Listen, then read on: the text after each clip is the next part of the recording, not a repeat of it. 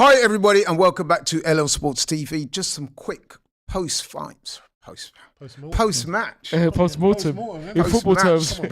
thoughts on Arsenal's second pre-season friendly game against Newcastle. They won the game 3-2. Let's start with Qualms. Yes. Your initial thoughts on the game?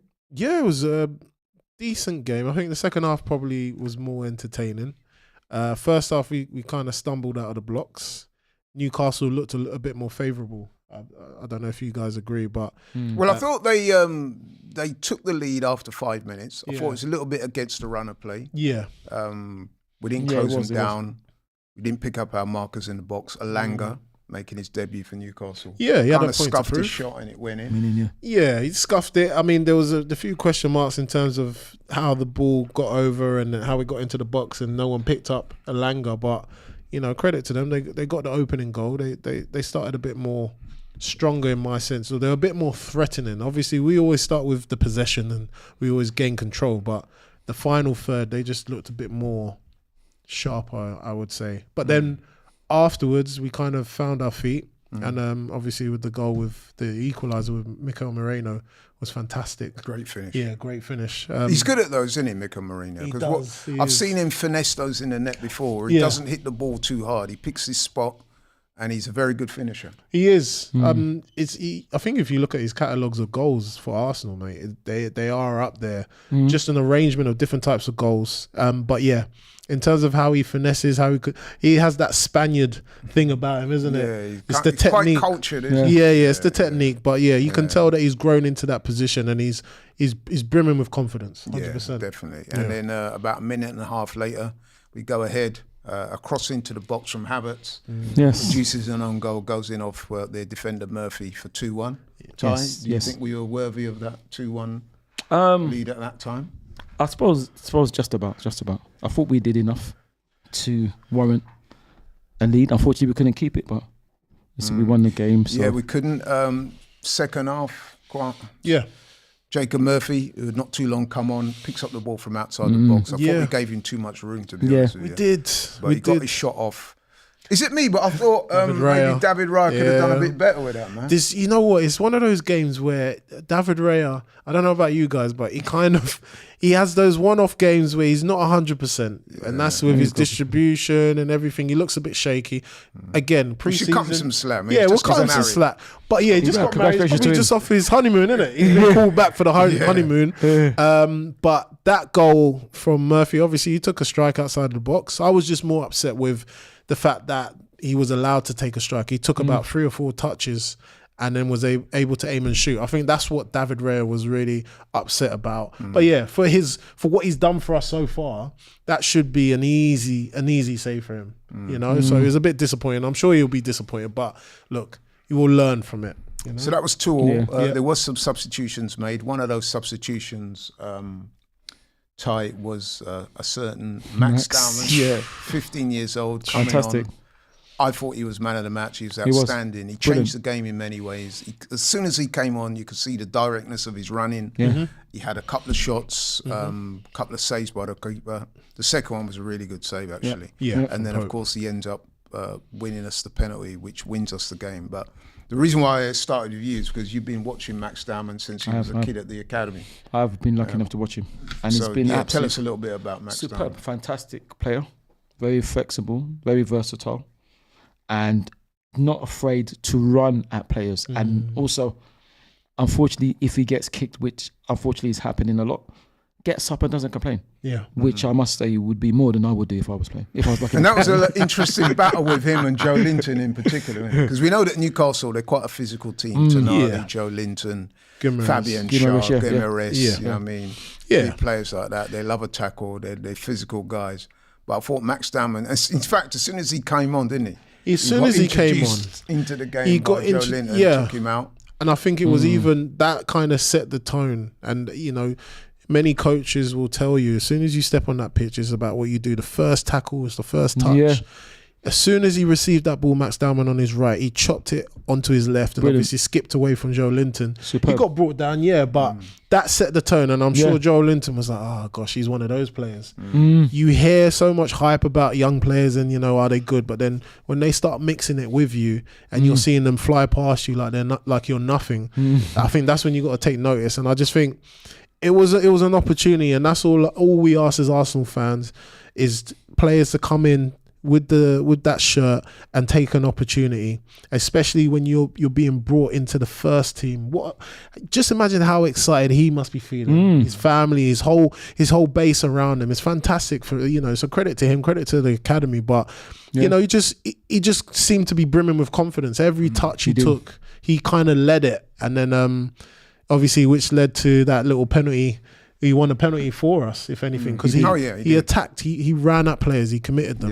Yeah, absolutely. I thought he was outstanding. He wasn't on for that long, but in the time he was on, I thought he was the best player. Made a difference. And he definitely made the difference. And I'm very happy for him. You were saying that you would start him against Tottenham. Yeah. In the next pre-season friendly game, which is next Thursday. Why not? Why not, Laurie? I mean, I know people will be. Oh, but what about Saka and like Saka's position? Yes, I get it. Bukayo, we love him. It's fantastic, but Bukayo had to also take someone else's spot.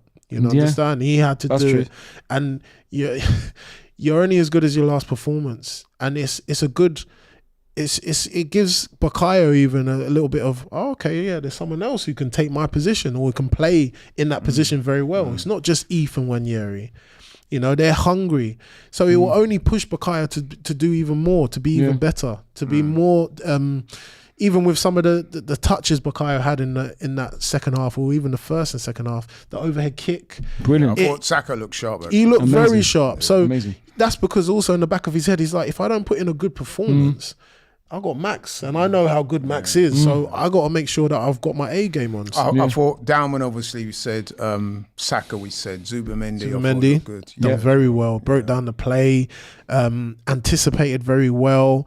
Just seems like he's always got more touch. He's got more time than is needed, which is it obviously shows you the skill of a player when it looks like they're in an abundance of space.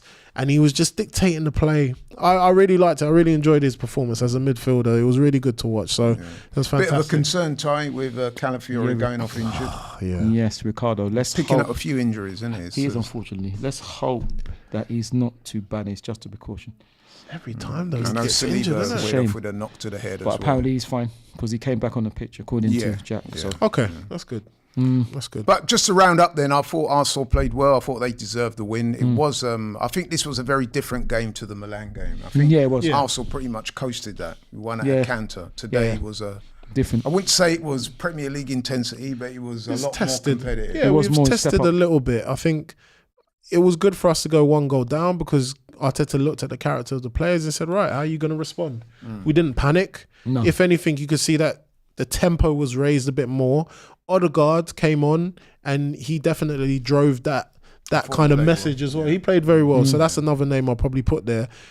He's got a lot to prove this season, as I've said before. So it just seems like everything's kind of slowly clicking for us. I know it's early days, but the future is looking really, really good for us. Yeah. And talking about the future, we should end on some really good news. The signing of Victor Gyökeres. I actually did a video on my channel. Make sure you check that out. Yeah, check out people. Absolutely.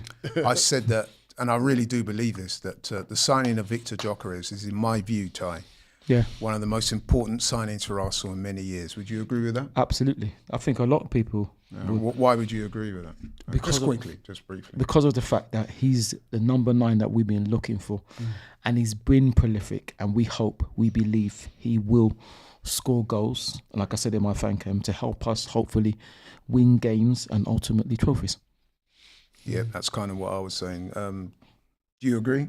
Yeah, I agree. As Ty says, he echoes everything that's being said. I agree. I think I don't know what you guys think about the video, like to announce Victor, but I wanted a little bit more with all that hype, the whole Bane aspect, Batman, everything like that. Look at the video that AFTV. Yeah, look at the video AFTV. I feel like they put a lot more into it. So shout out to you guys. You've done very well. Yeah, absolutely. Yeah, 100%. Do you know what I mean? So, but yeah, I'm with you, man. To me, this is a major. This is massive. This is what we've been waiting for so long. And I think that if the one thing, and I'm trying not to be hard on Havertz, but when you watch the 2 games so far we've had in pre-season, Havertz has kind of struggled, hasn't he? 100%. So I'm not saying he's not trying. I'm not saying he's not doing his best. However, you can see where the issues lie.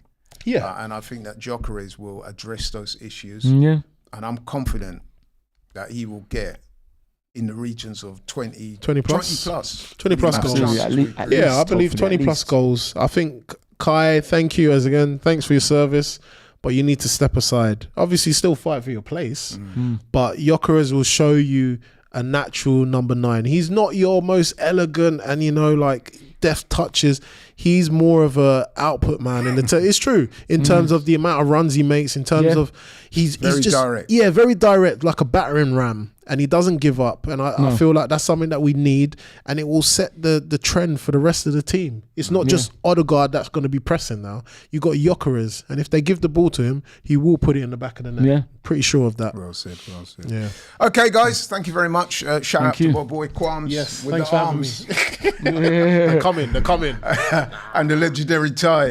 Yes. A man who's been watching Max Dowman since Max Dowman was, just starting high school. My man watching him in the academy. Cheers. Thank you, Laurie. Better to get on the channel to speak about Max Thank you Dowman for interviewing me. And thanks to you guys as well for continuing to support the channel. I really do appreciate it. If you're new to the channel, please like, share and subscribe. Catch you on the next one. We're out. See you soon. Peace. Yes.